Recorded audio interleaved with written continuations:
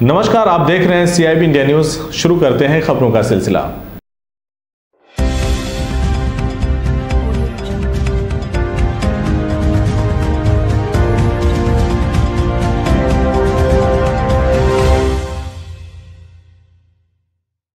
लोकसभा चुनाव में SP-BSP के गठबंधन के बाद फतेहपुर जिले के पूर्व सांसद राकेश सचान ने SP से बगावत करके कांग्रेस का दामन थाम लिया और तल्ख लहजे में कहा कि SP ने उनके साथ धोखा दिया है।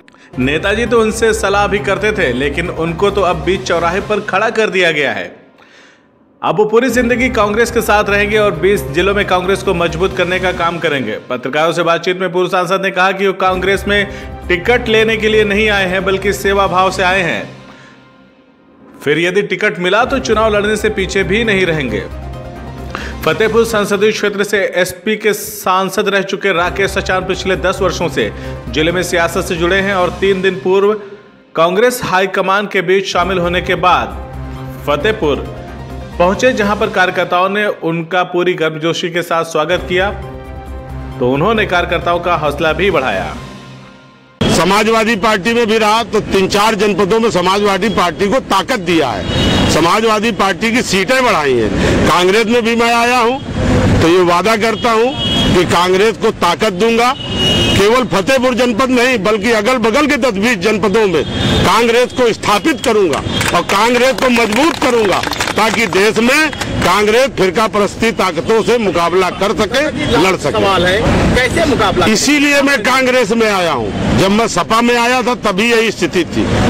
आज मैं कांग्रेस में आया हूं तो कांग्रेस को मजबूत करूंगा। गांव तक हमारा संगठन है, हमारे लोग हैं। मैंने जब MP रह करके 5 साल मैंने सेवा की, जिस दिन चुनाव हारा उसके बाद 14 के बाद भी मैं लगातार क्षेत्र में हूँ, तो जनता का भरोसा मेरे ऊपर है, मेरे ऊपर कार्यकर्ताओं का भरोसा है और कार्यकर्ताओं के जोश और उत्साह से घमंड टूटेगा गठबंधन का और सत्ता का भी घमंड टूटेगा।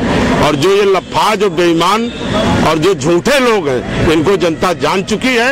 अब चुनाव आने दीजिए, फैसला बैलेट बॉक्स में जाएगा जब रिजल्ट आवे मंडी समिति। मैंने 6 विधानसभा में बैठकें की।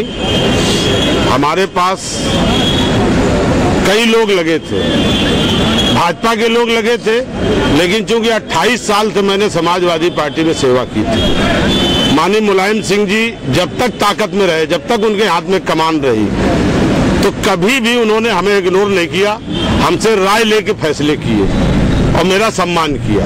अखिलेश जी ने राय नहीं लिया क्या? और जब कमान उनके हाथ में नहीं रही, वो भी मजबूर थे, उन्होंने भी प्रयास किया कि मेरे साथ अन्याय हो रहा है, टिकट इनका हो, लेकिन उनकी भी जब नहीं चली तो मैंने भी देखा कि राजनीति में मैं लगातार मैंने नहीं छोड़ा सपा को। जब सपा ने हमें छोड़ दिया, हम चौराहे में खड़े हो गए।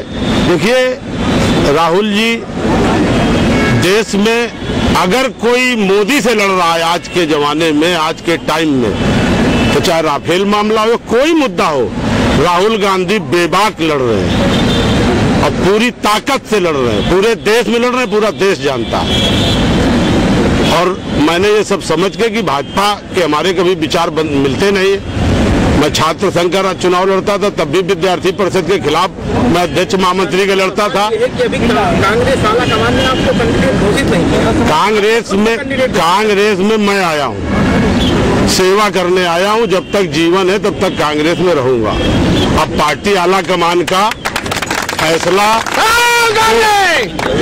पार्टी आला कमान का जो फैसला होगा वो हमें सिरोधार है। अब ना यहाँ से कहीं इधर उधर नहीं जाना, मैं टिकट के लिए नहीं आया हूँ। यही मैंने राहुल गांधी जी से कहा था, हमारा टिकट कोई उद्देश्य नहीं है। अगर आपको हमारी खबर अच्छी लगी तो खबर को लाइक करें, शेयर करें और चैनल को सब्सक्राइब जरूर करें। साथ ही स्क्रीन पर दिख रही घंटी को दबाएं ताकि आप तक हमारी सभी खबरों के नोटिफिकेशन पहुंचते रहें।